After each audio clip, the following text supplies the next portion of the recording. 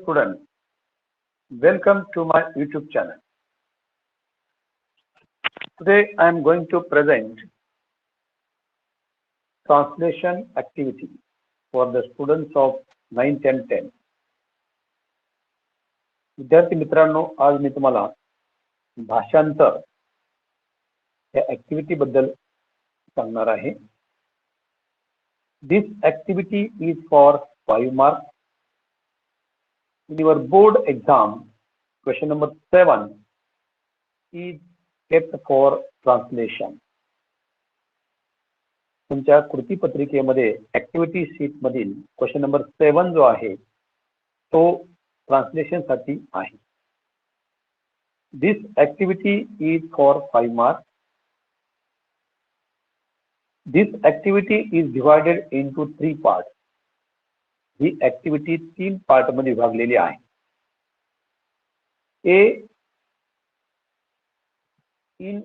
ए मध्ये आपल्याला from your course book 6 words will be given there. Out of that 6 words, you have to translate any 4 words in your mother tongue. तुम्हाला तुमच्या मातृभाषेमध्ये 6 पैकी 4 शब्दांचं भाषांतर करायचं आहे. Each word carries 1/2 mark. So if you write correct translation of any 4 words out of 6, you will get 2 marks. This is the marking scheme of the translation. Then in B, you will be given 4 sentences. Any 2 you have to translate from that 4 sentence. त्या 4 वाक्यातील कोणत्याही 2 वाक्याचं आपण मराठीत किंवा तुमच्या mother tongue मध्ये भाषांतर करायचं आहे. Each sentence is having or carries 1 mark. So if you translate 2 sentences in your mother tongue, you will get 2 marks there. And in C, idiom or proverb will be given to you. 2 sentences will be there of idiom or proverb. त्यापैकी कोणत्याही एका idiom किंवा proverb आपण तुमच्या mother tongue मध्ये translation करायचं आहे. You will get 1 mark. So from 6 words, any 4. From 4 sentence, any 2. And from idiom or proverb, any 1. So while translating, your language should be natural. Do not translate according to the words as it is. भाषांतर करताना तुमच्या माध्यमाच्या भाषेतील शैली, स्वाभाविकता, सहजता लक्षात घेऊन आपण भाषांतर करायचं आहे. शब्दशः भाषांतर करू नये. So student, this is the marking scheme of the translation. This activity is for 5 marks. Now I will tell you one example of the translation.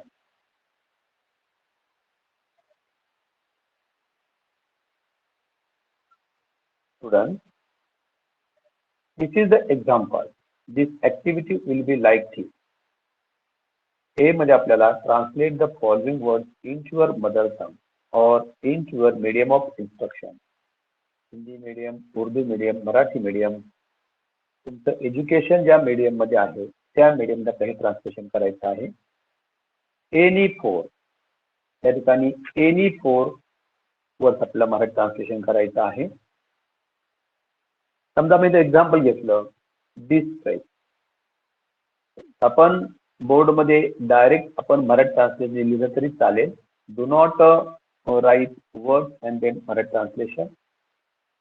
If you write words and then Marathi translation, it will be also welcome. म्हणजे त्याच्यामध्ये पण काही अडचण नाही, तुम्ही तसंही लिहू शकता.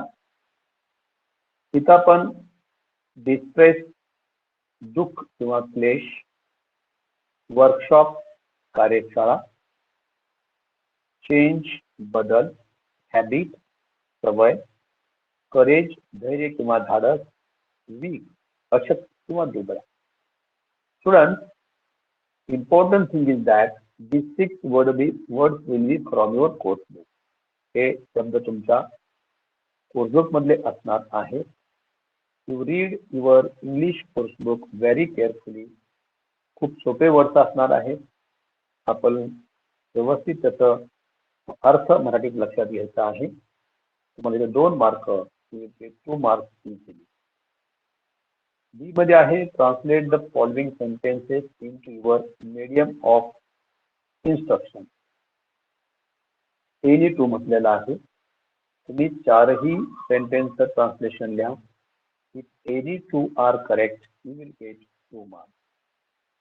एनी फोर म्हणजे एनी फोर सोडवू नका. एनी टू म्हणजे एनी टू नको. Solve all words, solve all sentences. Number 1, work hard with faith in God. ईश्वरावर श्रद्धा ठेवून परिश्रम करा. I have learn swimming.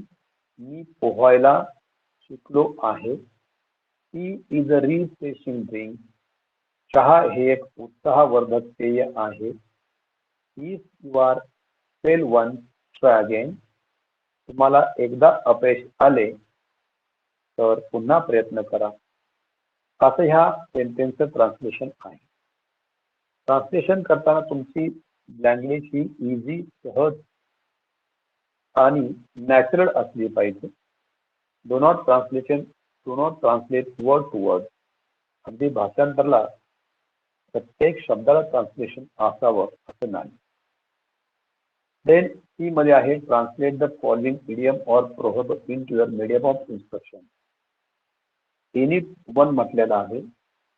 तुम्ही कुठलंही एक बरोबर सोडवलं 1 मार्क्स तुम्हाला मिळणार आहे. 2 idiom or proverb will be there.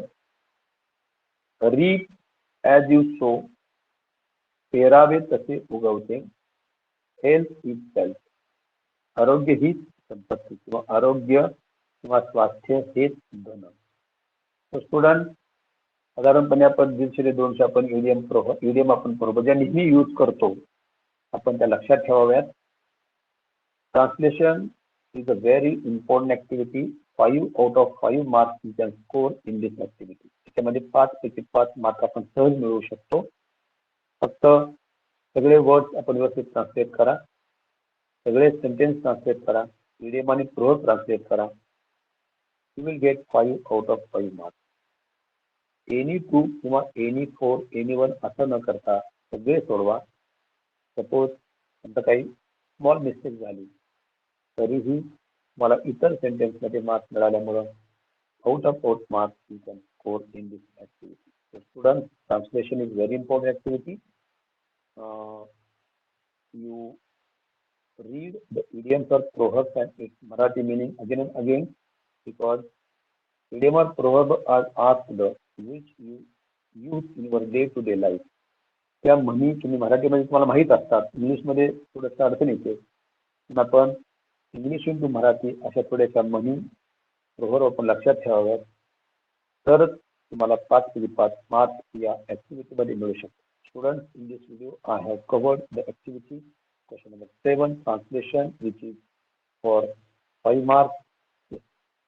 This video is important for the students of 9th and 10th. विद्यार्थी मित्रांनो, लाईक करा, सबस्क्राईब करा, शेअर करा. थँक्यू.